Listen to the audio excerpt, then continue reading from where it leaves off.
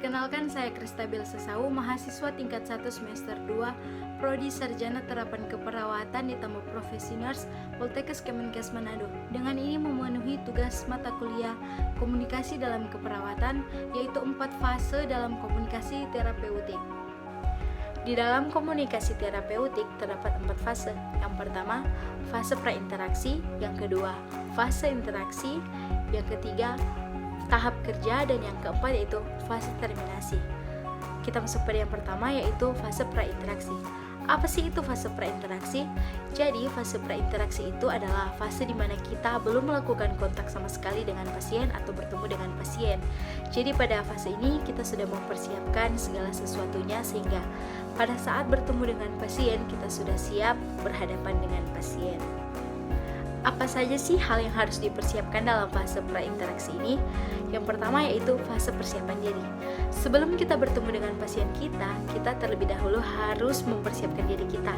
Yang pertama yaitu kita harus mempersiapkan kondisi emosional kita pada saat itu atau kondisi mood kita pada saat itu. Tidak dianjurkan kita berkomunikasi dengan pasien pada saat mood kita tidak bagus karena dapat mempengaruhi komunikasi kita dengan pasien. Pastikan pada saat melakukan komunikasi dengan pasien, mood kita sedang berada di mood yang gembira atau mood yang bagus.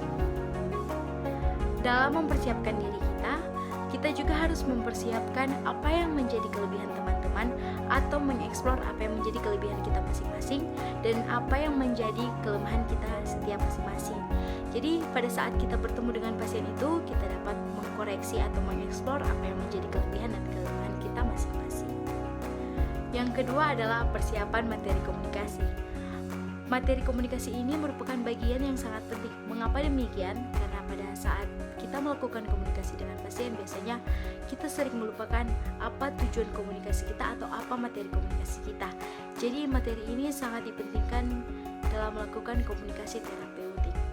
Yang terakhir adalah kita harus mempersiapkan informasi tentang pasien terlebih dahulu. Misalnya yang berhubungan dengan latar belakang pasien, pendidikan pasien, ekonomi pasien, sehingga kita dapat membuat materi komunikasi sesuai dengan informasi pasien.